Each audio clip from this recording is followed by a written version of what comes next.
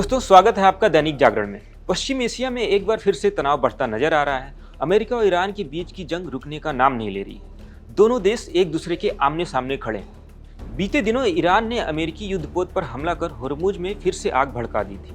अब ईरान ने एक और बड़ा कदम उठा लिया है। उसने होर्मुज स्ट्रेट से गुजरने वाले जहाजों से टोल वसूलना शुरू कर दिया है। आपको बता दें, ईरान अब ये टोल चीनी मुद्रा युआन में लेना चाहता है। इससे ईरान को करीब 40 से 50 अरब डॉलर की सालाना कमाई का अनुमान है। इसके बाद से अब चीन और अमेरिका खुलकर आमने सामने आ गए हैं। क्या चीन अब इस युद्ध का फायदा उठाकर अमेरिकी डॉलर को चुनौती देना चाहता है? और क्या इस टोल के बाद होर्मुज से गुजरने वाले सामान यानी कि हम आप जो तेल और गैस उपयोग करते हैं वो महंगे हो जाएंगे? आइए इस बारे में आपको विस्तार से बताते हैं, तो वीडियो को अंत तक जरूर देखिएगा।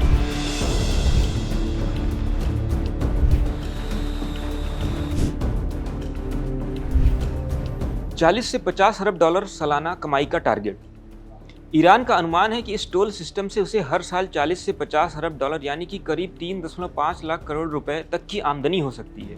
ये रकम अमेरिका द्वारा लगाए गए आर्थिक प्रतिबंधों से हुए नुकसान को काफ़ी हद तक पूरा कर सकती है। ईरान की अर्थव्यवस्था पिछले कई सालों से नुकसान झेल रही है। ऐसे में ये टोल उसकी गिरी हुई अर्थव्यवस्था की कमर सीधी कर सकेगा और युद्ध में हुए आर्थिक नुकसान की भरपाई करने में मदद करेगा। आपको बता दें, होर्मुज पे स्थिति समान होने के बाद उसकी कमाई और भी बढ़ सकती है। टोल युआन में वसूलना, डॉलर को सीधी चुनौती। दोस्तों, सबसे महत्वपूर्ण बात यह है कि ईरान ये टोल अमेरिकी डॉलर में नहीं बल्कि चीनी मुद्रा युआन में लेना चाहता है। कुछ मामलों में तो क्रिप्टो करेंसी में भी पेमेंट ली जा सकती है। ये कदम सिर्फ पैसे कमाने तक सीमित नहीं है। इसका असली मकसद वैश्विक तेल व्यापार में अमेरिकी डॉलर की बादशाहत यानी कि पेट्रो डॉलर की व्यवस्था को चुनौती देना है। ईरानी संसद में इसको कानूनी रूप से मान्यता देने का भी काम चल रहा है। पेट्रो डॉलर व्यवस्था की शुरुआत कैसे हुई, थोड़ा अब समझ लेते हैं कि ये पेट्रो डॉलर आया कहाँ से, यानी कि तेल डॉलर में ही क्यों खरीदे जाते हैं। आपको बता दें, 1970 के दशक में अमेरिका ने सऊदी अरब के साथ एक बड़ी डील साइन की। अमेरिका ने कहा, तुम अपना सारा तेल डॉलर में बेचो, इसके बदले हम तुम्हें सुरक्षा, हथियार और सैन्य मदद देंगे। सऊदी अरब ने इस पर हामी भर दी।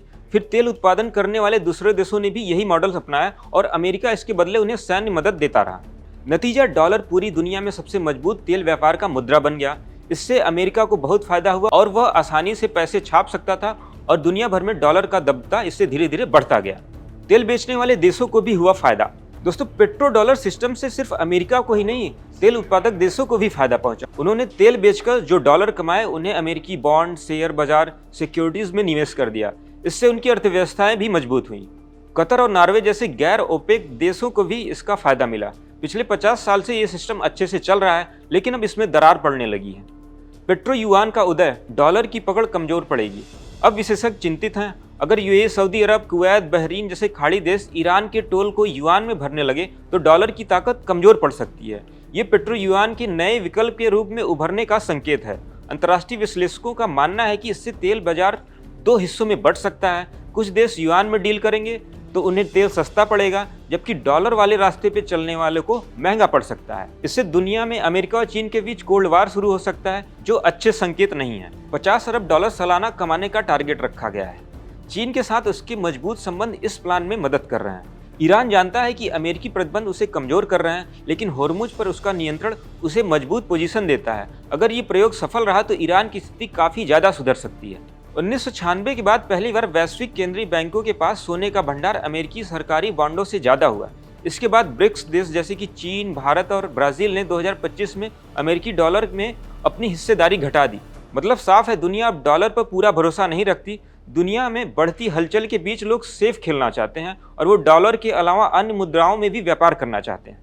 दोस्तों, ईरान का ये कदम सिर्फ टोल वसूलने का नहीं है, ये 1970 से चली आ रही पेट्रो डॉलर व्यवस्था को सीधी चुनौती है। अगर ये सफल रहा तो दुनिया का आर्थिक झुकाव अमेरिका से हटकर चीन की तरफ बढ़ सकता है। अब क्या खाड़ी देश युआन में व्यापार करेंगे या अमेरिका का दबदबा बरकरार रहेगा, ये आने वाले वक्त में ही तय होगा। इस बारे में आप क्या सोचते हैं? अपने विचार कमेंट में जरूर बताएं। वीडियो पसंद आया तो लाइक करें, शेयर करें और चैनल को सब्सक्राइब करना न भूलें। ऐसी ही और जानकारी के लिए देखते रहें दैनिक जागरण।